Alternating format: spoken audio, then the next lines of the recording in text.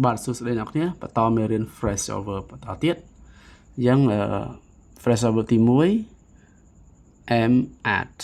aim at to focus on or target something to focus on or target something ផ្ដោតលើឬក៏គោលដៅធ្វើអ្វីមួយផ្ដោតលើអ្វីមួយឬផ្ដោតលើគោលដៅធ្វើអ្វីមួយយើងប្រើពាក្យ aim at មានគោលដៅធ្វើអ្វីមួយអញ្ចឹងណា she aims at improving her English. She aims at improving her English. នាងផ្ដោតទៅលើឬនាងមានគោលដៅឬផ្ដោតទៅលើការពង្រឹងភាសាអង់គ្លេសរបស់នាងនាងផ្ដោតទៅលើ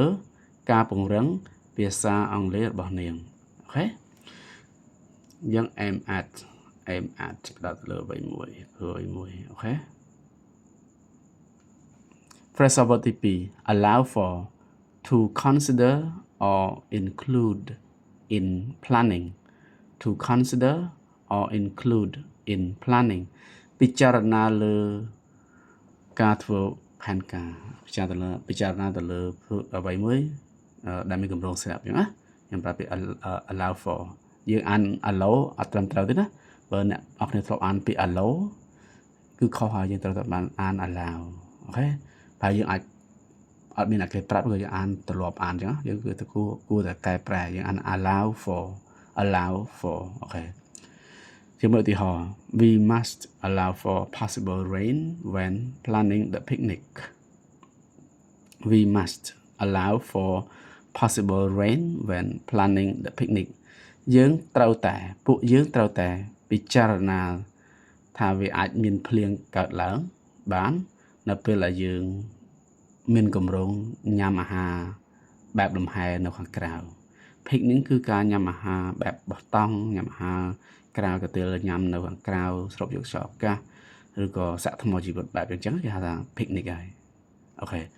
អញ្ចឹងយើងប្រើ allow for គឺពិចារណាទៅលើផែនការធ្វើអ្វីមួយអូខេយើងមើលឧទាហរណ៍យើងមើលពាក្យទី3 phrase over ទី3 answer back to reply rudely ការបានឆ្លើយតបយ៉ាងគំរោះគំរើយយ៉ាងឆ្លើយអូខេការឆ្លើយតបឬឆ្លើយតបយ៉ាងឆ្លើយ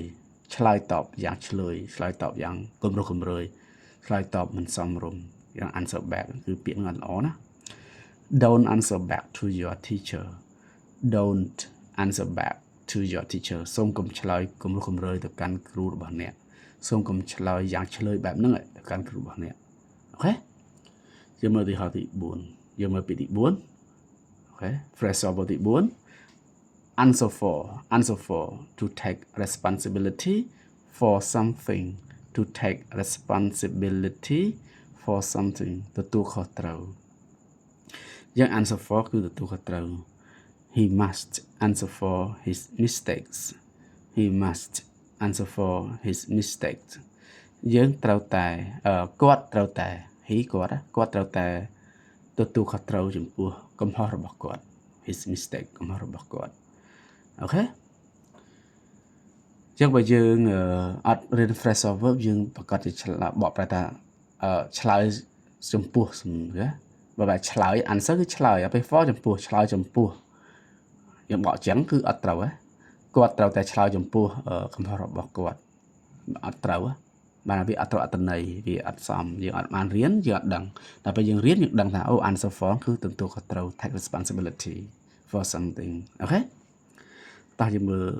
phrase ទី5 ask about to inquire for information សាកសួរព័ត៌មានអូខេសាកសួរព័ត៌មាន she asked about your health she asked about your health នាងសាកសួរព័ត៌មានអំពីសុខភាពរបស់អ្នកអូខេសុខភាពយ៉ាងម៉េចដាសាយឈឺនេះគឺយើងប្រើពាក្យ asked about អូខេយើងមើលលំហាត់មាន5អញ្ចឹងពាក្យយើងរៀនរួចហើយ phrasal verb តែយើងចាំបានប៉ុណ្ណាតើធ្វើអរគ្នា exercise 1 number 1 what does aim at mean what does aim at mean តើអត្ថន័យរបស់ aim at មានន័យដូចម្ដេច A. To focus on or target something. B. To avoid something. C. To remove randomly. To remove randomly. យើងអត្ថន័យរបស់ MAT គឺយើងជ្រើសរើសមួយណាអ្នកគ្នា A B ឬ C តោះមើលចំណុចអ្នកគ្នា A អូខេចម្លើយគឺ A MAT គឺ to focus on or target something បានថាផ្ដោតទៅលើផែនការមួយអូខេផ្ដោតទៅលើមួយត្រូវធ្វើមួយយើងមើលលំហាត់ទី2 What does allow for mean What does allow for mean តើអត្ថន័យរបស់ allow for មានន័យដូចម្ដេច A to reject an idea B to rush without thinking C to consider something in planning យើង allow for យើងមានន័យថា A B ឬ C យ៉ាងចម្លើយគឺ C to consider something in planning ពិចារណាផែនការលើផែនការធ្វើអ្វីមួយអូខេ allow for ពិចារណាដែលមានផែនការច្បាស់លាស់ក្នុងការធ្វើអ្វីមួយយើងប្រើពាក្យ allow for អូខេ exercise 3 what does answer back mean what does answer back mean តើអត្ថន័យរបស់ពាក្យ answer back មានន័យដូចម្ដេច A to answer a question politely B to reply rudely C to stay quiet យើងមេរៀនយើងរៀន answer back យើងមានន័យថា A B ឬ C ចម្លើយគឺ B answer back គឺ to reply rudely ឆ្លើយយ៉ាងកម្រោះមរើយឆ្លើយយ៉ាងឆ្លើយ answer back យើងមើលលំហាត់ទី4 exercise 4 what does answer for mean what does answer for mean តើអត្ថន័យរបស់ answer for មានន័យដូចម្ដេច B A to blame others B to take responsibility for something C to ignore a mistake យើងគឺរៀនរួចហើយ answer for មានន័យថា A B ឬ C ចម្លើយគឺ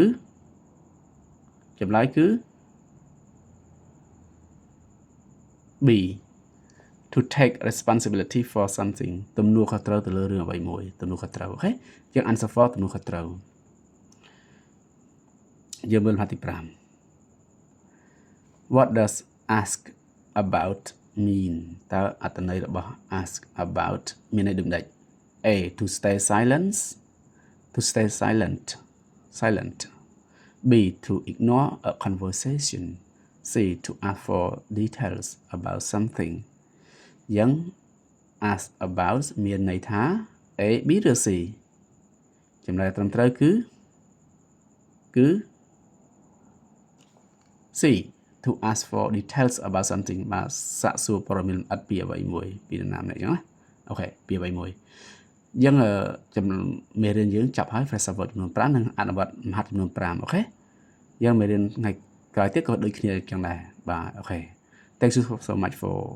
studying here and if you think it is very important or very useful please help to share or subscribe my channel okay thank you so much